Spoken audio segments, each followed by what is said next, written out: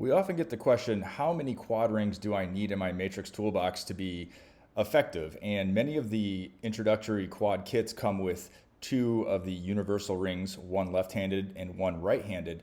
And this video is going to show you why it's an advantage to have an additional two-pack of these universal rings in certain clinical situations. And so the situation that I often run into is when we have any quadrant dentistry, where we have multiple lesions in a quadrant, and then we have adjacent teeth with lesions, but they're non-adjacent lesions. So in other words, they're not back-to-back or kissing, but rather we have DOs on number 28 and 29. So in this instance, we place our two Garrison matrix bands and our quad wedges that you can see here. And those come in multiple sizes, but we chose to use the small in this particular case. And here's the advantage of having two sets of the universal rings.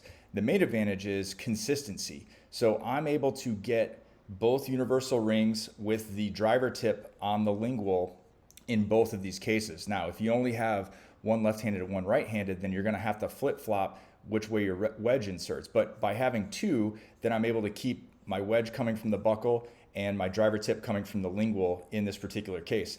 I often stack the universal quad rings. They stack very well, actually, with the way they're engineered. I do also carry the tall kit in my office for different scenarios, but the universals I stack probably 75 or 80% of the time in these situations. And this additional two pack comes with Garrison in the quad matrix system. You can find that. And again, most of the introductory kits come with a left-handed and a right-handed, but by buying this additional two pack or having it in your toolbox, then you have the ability to snag both of these left-handed or right-handed quad rings and being able to keep the driver tip consistent as you go through your procedures. And so this is just to finish up the case here. You can see we've removed our matrix bands and very minimal flash, nice contacts, nice contours, and this is the final product.